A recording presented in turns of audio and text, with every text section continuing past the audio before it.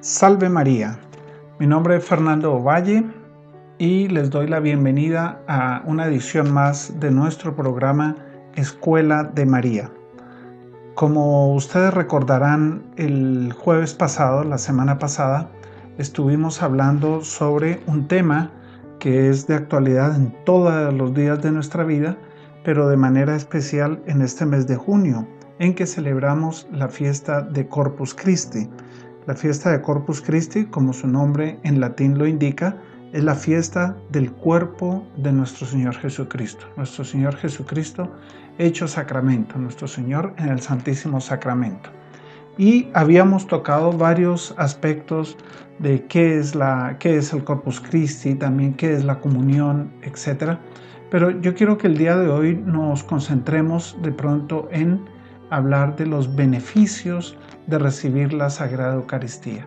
¿Cuáles son los beneficios?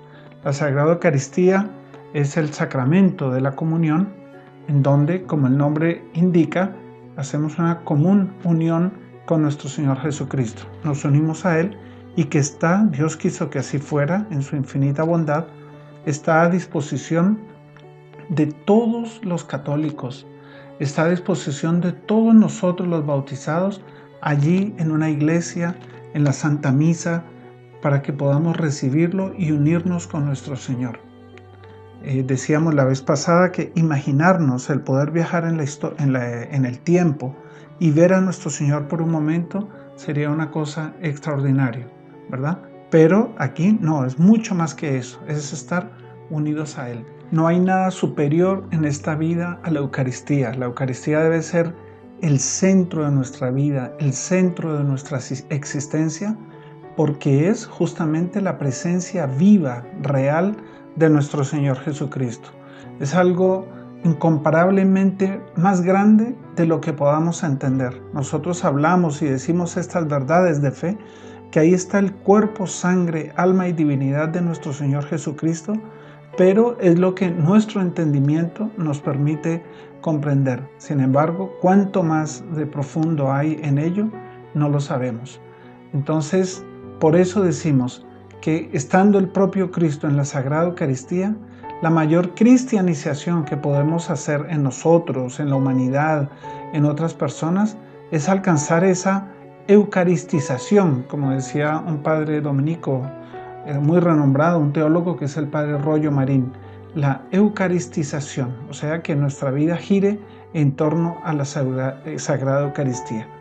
Nosotros recordamos un hecho en que una mujer que tenía una enfermedad trata de acercarse a nuestro Señor Jesucristo en medio de la multitud, que era mucha gente que se apretaba en torno a Él, y ella logra tocar el borde del manto de nuestro Señor y es curada.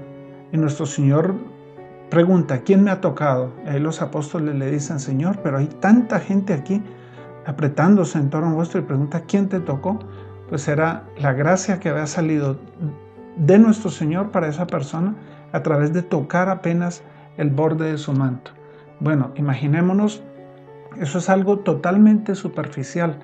El tocar a nuestro Señor, digamos, es porque es la superficie, es algo material, ¿sí? O uno tener una unión moral, por así decir, a la distancia con alguien, una unión espiritual, también, qué maravilla, pero no es nada comparado con la Sagrada Comunión. La Sagrada Comunión es una unión total de Él con nosotros. Hay un ejemplo que da este padre Rollo Marín, padre dominico, que él dice que es como si metiéramos una esponja en el agua. O sea, imaginémonos, cogemos una esponja, la sumergimos en el agua y esa esponja, ¿cómo queda? La sacamos y queda totalmente empapada en agua, sin dejar de ser esponja, pero se podría decir que esa esponja es agua, ¿sí? O sea, es esa tal la unión que se produce con nuestro Señor Jesucristo, con el propio Dios, que solamente puede ser superada con la visión beatífica, con la unión beatífica en el cielo. ¿Por qué? Porque cuando uno comulga, la presencia eucarística dura apenas unos minutos. Nuestro Señor dura vivo y realmente presente en nosotros durante unos 10 minutos, se calcula.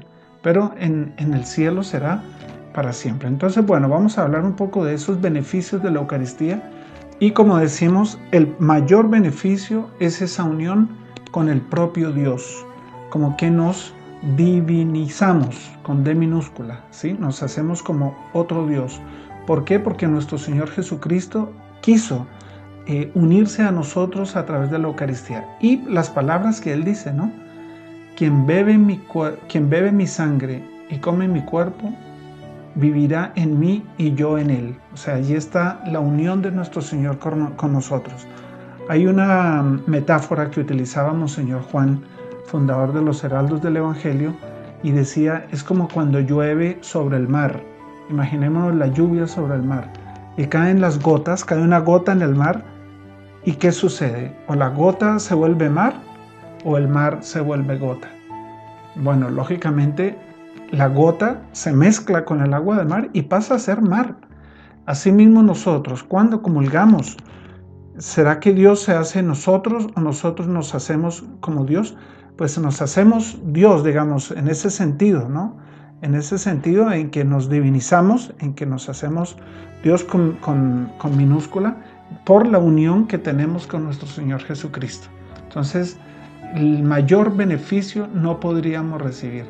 Otro beneficio, por supuesto, es que nos une a la Santísima Trinidad, porque nos enseña la fe, nos enseña el catecismo, que las tres personas de la Santísima Trinidad son inseparables. Es decir, sacramentalmente hablando, solamente está sacramentado nuestro Señor Jesucristo, la segunda persona de la Santísima Trinidad. Pero como son inseparables, allí está también Dios Padre y Dios Espíritu Santo. O sea, una persona que tiene una gran devoción al Divino Espíritu Santo puede decir, quiero recibir el Espíritu Santo. Pues recibe el Espíritu Santo, recibe a la Santísima Trinidad en la Eucaristía. También nos une a la Santísima Virgen, porque la Santísima Virgen, o sea, si nosotros recibimos el cuerpo y sangre de nuestro Señor, ¿de dónde provino el cuerpo y sangre de nuestro Señor? ¿De dónde proviene el cuerpo y sangre nuestra? Pues del papá y de la mamá. Pero en el caso de la Santísima Virgen, en el caso de nuestro Señor Jesucristo, solamente fue ella, ¿cierto? No hubo allí una intervención de un hombre. Entonces, todas las células de la Santísima Virgen fueron las que generaron, las que transmitieron al niño Dios, a Dios nuestro Señor, su cuerpo y su sangre. O sea que se puede decir, dicen hay teólogos que lo afirman, y por lógica se ve que es así, cuando recibimos el cuerpo y sangre de nuestro Señor, recibimos también a Nuestra Señora. ¿Cuerpo y sangre de dónde viene? De la Santísima Virgen. Entonces se puede afirmar también que recibimos a la Santísima Virgen. Eso afirma la teología. Hay algo muy bonito que escuché justamente de Monseñor Juan, que decía que cuando va la Santísima Virgen, ya con el niño Dios, después de la Anunciación, con el niño Dios en su vientre purísimo, acompañada de San José, y huyen para Egipto, esa fue la primera procesión eucarística que hubo en la historia, porque allí iba ese sagrario vivo de la Santísima Virgen. Bueno, otro de los beneficios es que nos une también a los ángeles. ¿De qué manera? Los ángeles no tienen cuerpo, ellos no pueden comulgar, pero ellos participan en un acto de adoración, a nuestro Señor Jesucristo y en un acto de admiración también por ese misterio que nos permite a nosotros unirnos a nuestro Señor. Por así decir, conservando las palabras, que ellos tendrían una santa envidia. Lógicamente la envidia en sí es negativa, pero tendrían como un anhelo de ellos poder tener ese privilegio que ellos no tienen porque no tienen cuerpo. Y para comulgar se necesita lógicamente tener cuerpo, tener un sistema digestivo, recibir a nuestro Señor. Entonces ellos no lo tienen, pero ellos admiran ese privilegio. Ellos quisieran y adoran a nuestro Señor Jesucristo que entra en nuestro cuerpo. Por eso también es importante pedir a nuestro ángel de la guarda que nos acompañe en ese momento sublime de la comunión, y nuestro ángel, por supuesto, lleno de alegría, nos acompañará y también se verá beneficiado de esas gracias y de esos dones de la Sagrada Eucaristía. Otro beneficio es que la comunión, al comulgar, nosotros nos unimos a la Iglesia. Nos unimos a la Iglesia en sus tres secciones, en sus tres partes. Todos sabemos que la iglesia se divide en la iglesia triunfante, que son aquellos bautizados que ya están en el cielo, que gozan de la presencia de Dios, se llama la iglesia triunfante. Está también la iglesia penitente, son aquellos bautizados salvados, pero que se están purificando en el purgatorio. Y a la iglesia militante, que son aquellos que estamos aún en la tierra, bautizados que estamos en la tierra. A la iglesia triunfante, igual que los ángeles, los santos que están en el cielo, por ahora ellos no tienen cuerpo, dejaron su cuerpo acá en la tierra, pero ellos participan también por ese deseo y por esa admiración del misterio de nuestro Señor, del misterio de la Sagrada Eucaristía. Ellos participan. También la iglesia penitente. ¿Por qué? Porque las almas que están en el purgatorio, ellas no tienen mérito, ellas están siendo purificadas, ellas quieren ser purificadas, ven como un acto de misericordia de Dios ese sufrimiento, esa purificación que les permite entrar, les permitirá después entrar al cielo. Entonces ellas no tienen mérito, ellas no pueden rezar entre ellas por sí mismas, ellas ya los buenos actos que hagan ya no tienen mérito que tenían en la tierra, sino que simplemente están pagando una pena. Ahora, si nosotros en la comunión los encomendamos, si nosotros ofrecemos en la comunión por ellos, por las almas benditas, por nuestros familiares, nuestros seres queridos, o en general por las almas del purgatorio, ellos se ven beneficiados y sienten un alivio o se acorta su pena en el purgatorio gracias a la comunión que nosotros hacemos y que la ofrecemos esos méritos por ellos.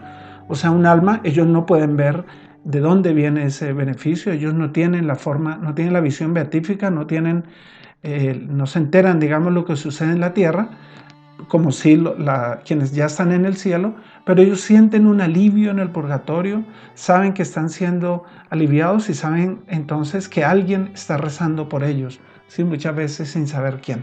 Y también nosotros nos unimos a la iglesia militante, que son los demás cristianos, los demás católicos que están unidos a la iglesia por el bautismo, por estar en estado de gracia y que están en cualquier lugar del mundo. Entonces, por una comunión que hacemos nosotros bien hecha, puede ser que Dios disponga que los beneficios de esa comunión, los méritos de esa comunión, vayan a dar a una persona que está tal vez en otro país, no sé, en el oriente, en medio de la selva tal vez, pero que esté enfrentando una tentación, que esté queriendo dar un paso hacia la virtud, esté queriendo romper con el mal. Entonces esa persona se ve beneficiada. Por eso es muy importante ofrecer y pedir también por la humanidad, pedir por otras personas en ese momento de la comunión. Que la comunión quiere decir común unión. Recuerdan las Sagradas Escrituras que dice, qué alegría estar los hermanos unidos. Bueno, ahí estamos todos unidos en torno a la comunión. Ahora, quien está en pecado mortal, uno se pregunta si participa o no. Bueno, si esa persona conserva su fe y conserva ese anhelo de practicar la virtud, de salir de ese estado de ruptura con Dios que es el pecado mortal, entonces participa. Es como una rama seca que está en un árbol, pero está allí aún unida al árbol, ¿verdad?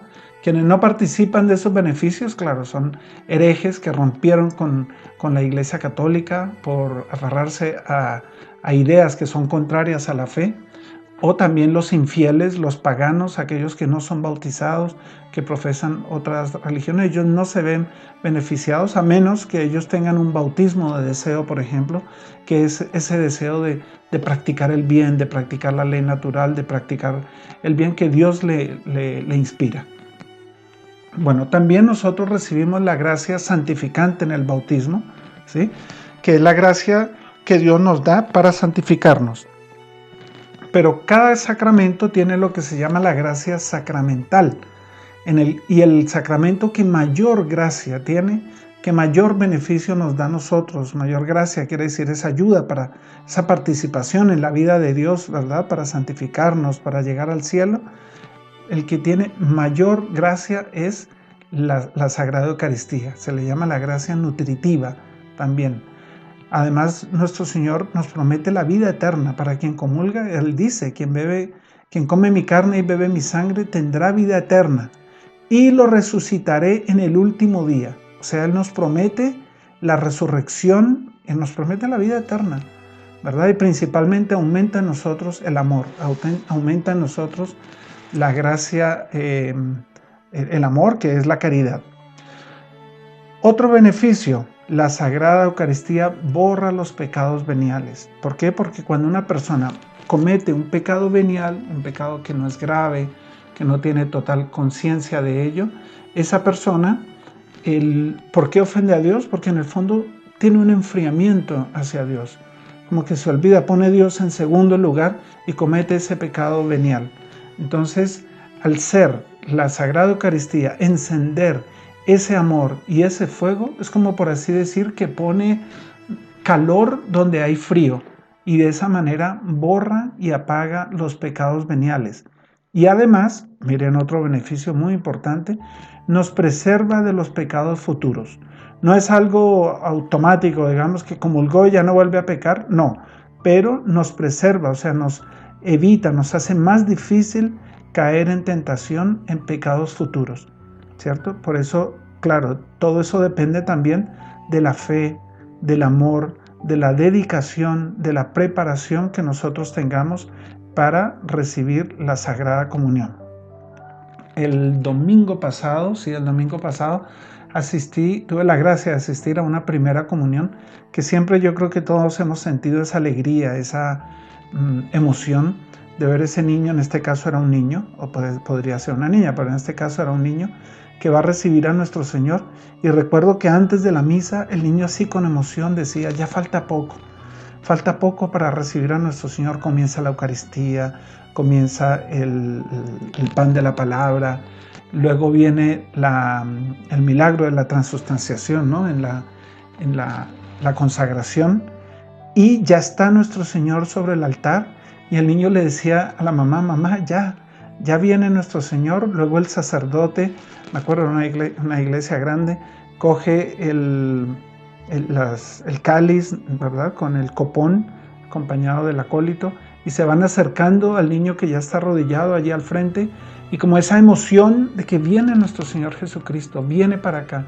Recuerdo Santa Teresa de Ávila, ella contaba que ella despertaba cuando sonaba la campana en el convento, despertaba y apenas despertaba, por el programa del convento era el despertar, se alistaban y la primera actividad en común era la Eucaristía, la misa y la comunión.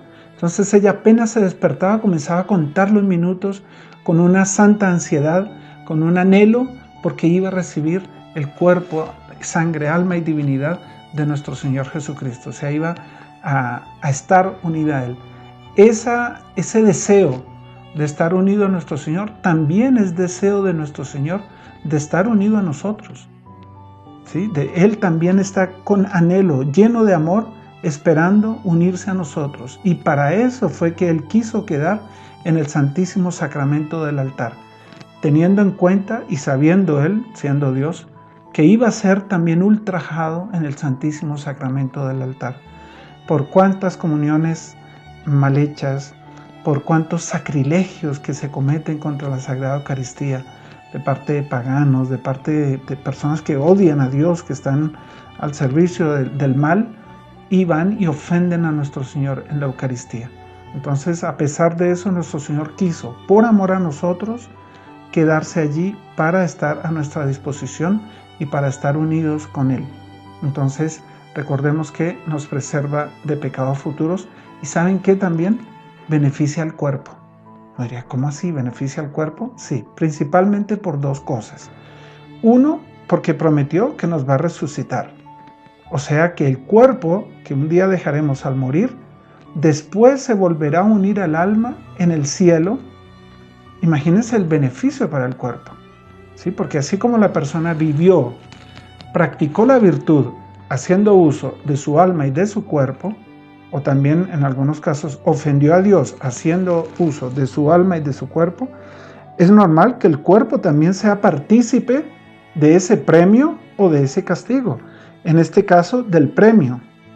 Por eso es un beneficio para el cuerpo, una esperanza de que no solamente el alma estará gozando de la gloria celestial, sino que también el cuerpo. Todos los beneficios santos que uno pueda pensar que el cuerpo reciba, pues lo recibirá en el cielo también como premio por ser partícipe de la práctica de la virtud.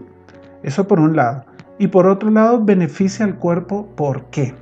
Todos sabemos, y los médicos lo afirman, la ciencia, estudios afirman que hay una gran relación entre el cuerpo y el alma.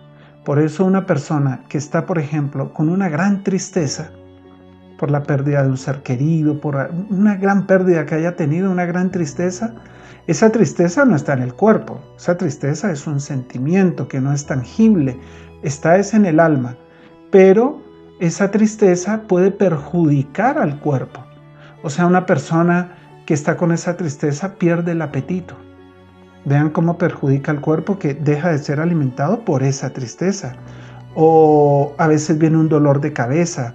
En fin, influye el alma en el cuerpo.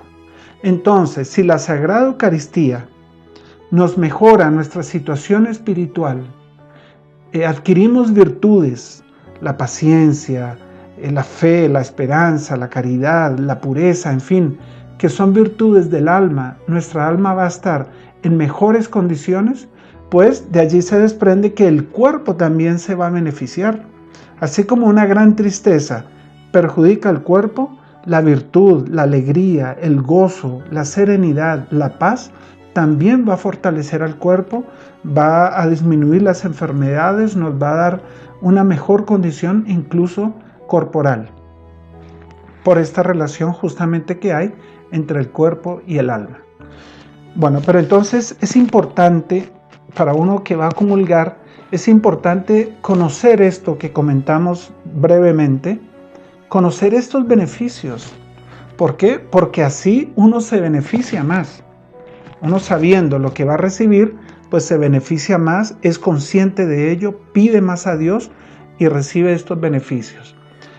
Claro, hay unas condiciones que se recomiendan para recibir la Sagrada Comunión.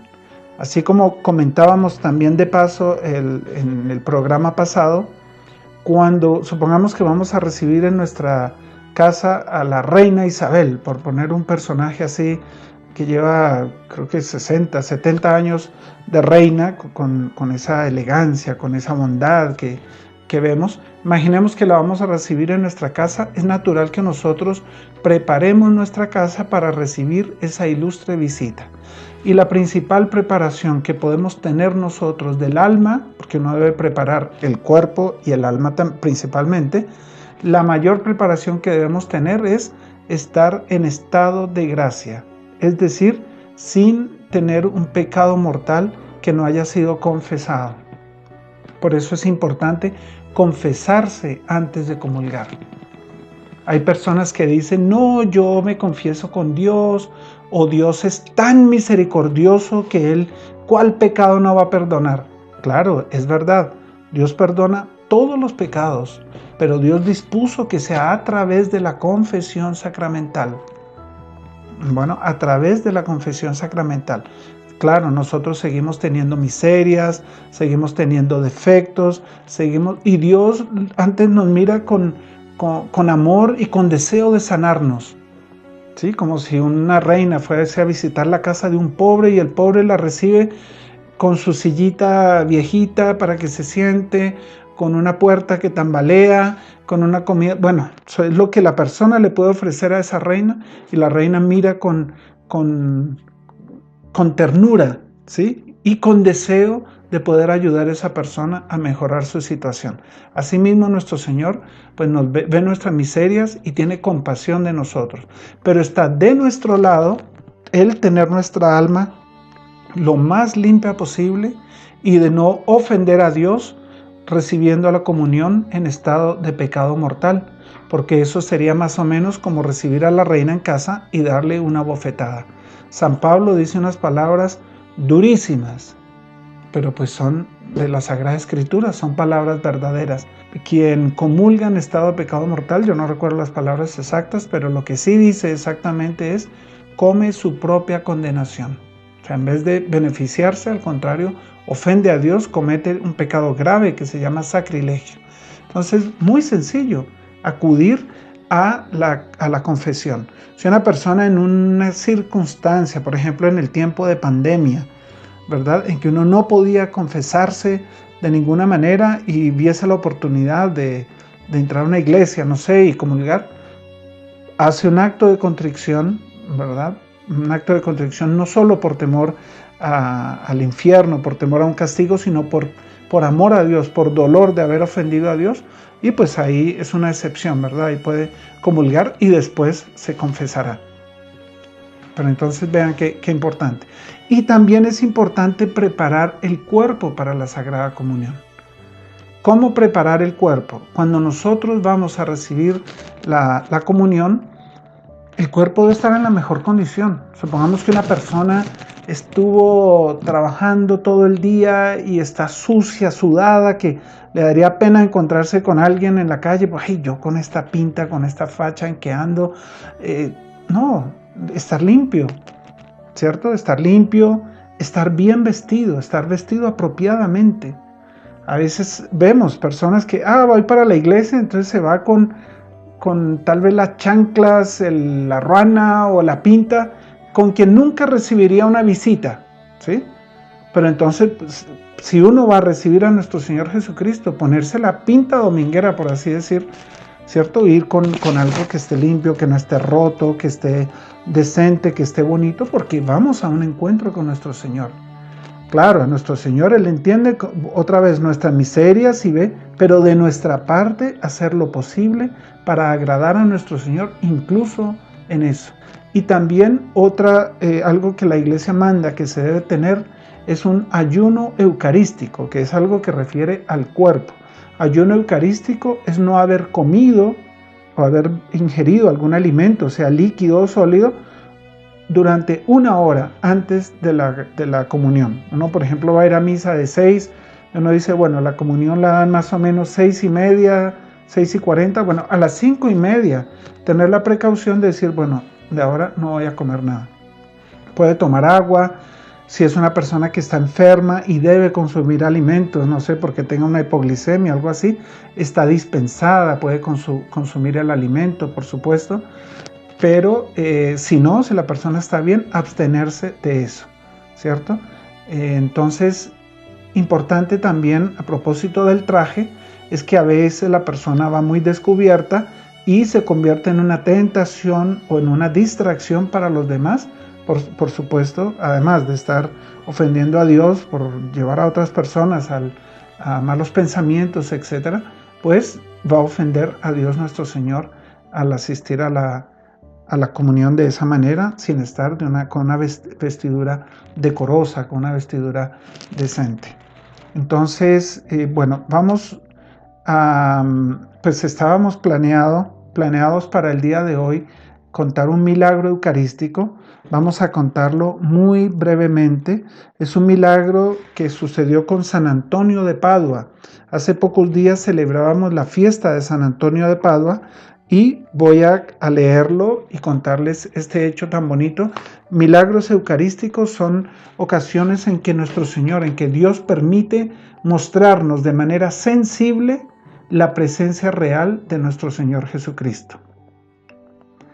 Una de las páginas más bellas de la historia de los milagros eucarísticos fue el enfrentamiento en la plaza pública entre el famoso San Antonio de Padua y Bovillo, el principal líder de una secta de esa época. Era una secta protestante. ¿Quién decidiría el encendido debate? Ni más ni menos que una mula. Todo comenzó después de la misa del domingo. El jefe de la secta despreció agresivamente al Santísimo Sacramento y San Antonio fue a encarar al cabecilla de los descreídos, diciéndole: hasta las mulas creen en el Santísimo Sacramento, y tú eres tan cerrado que no lo aceptas. El hereje respondió: si mi mula se arrodilla delante de ese pan, pues yo creeré. San Antonio aceptó el desafío y le dijo: trae tu mula el próximo domingo, después de la misa, y ella adorará lo que tú no adoras. El desafío quedó sellado. A todo el mundo se le hizo muy larga la semana. Grandes y chicos contaban los días para que llegara la hora del enfrentamiento. La pobre mula fue la más sufrida. El malvado de su amo la dejó sin comer toda la semana, esperando que el domingo después de la misa saliera detrás de un pasto verde. El hereje puso a aguantar a la mula, para que cuando tuviese que arrodillarse delante del Santísimo, pues saliese corriendo ante un fardo de pasto que él le ofrecería. Sobra decir que el domingo después de la misa, la plaza del pueblo estaba abarrotada de gente. Todos los balcones estaban repletos de curiosos que se preguntaban, ¿qué irá a pasar? Terminada la misa, se encontraban en una esquina el hereje con un montón de deliciosa y fresca hierba, y en la otra esquina salía San Antonio llevando el Santísimo en una bella custodia. En el medio estaba la mula hambrienta. El cuadro pasó a la historia. Y de hecho, si ustedes buscan Milagro de la Mula de San Antonio de Padua en la internet, ustedes van a encontrar cuadros de la época y posteriores que ilustran aquella escena tan bonita. Soltaron a la mula. La mula comenzó a caminar hacia la hierba de su amo, porque él la llamaba. El santo en voz alta proclama: te mando, bestia, que vengas ya a reverenciar a tu Creador. El animal, movido por una fuerza celestial, sin hacer el menor caso de su amo, se encaminó hacia el Santísimo, poniéndose de rodillas delante de su Dios. Aunque bruto, irracional, reconocía la mano que lo sacó de la nada. El pobre bovillo, derrotado y humillado, cumplió con su palabra y se convirtió. Imagínense qué gracia para él. La multitud que asistía redobló su devoción a la Sagrada Eucaristía. La escena quedó inmortalizada por la multitud de asistentes, pasando a la historia como uno de los más bellos milagros eucarísticos. Bueno, aquí está un milagro eucarístico muy bonito que leímos. Infelizmente el tiempo es breve, se nos acabó, entonces vamos a terminar ofreciendo una oración a nuestro Señor por intermedio de la Santísima Virgen, pidiéndole a ella que aumente en nosotros la devoción a la Sagrada Eucaristía y para que la aprovechemos tanto que podemos recibir, tanto que podemos pedir. Es un encuentro con nuestro Señor Jesucristo que no debemos desaprovechar. En el nombre del Padre, y del Hijo, y del Espíritu Santo. Amén. Dios te salve María, llena eres de gracia, el Señor es contigo. Bendita tú eres entre todas las mujeres, y bendito es el fruto de tu vientre, Jesús. Santa María, Madre de Dios, ruega por nosotros pecadores, ahora y en la hora de nuestra muerte. Amén. Muchas gracias por acompañarnos. Que la Santísima Virgen les acompañe. Salve María.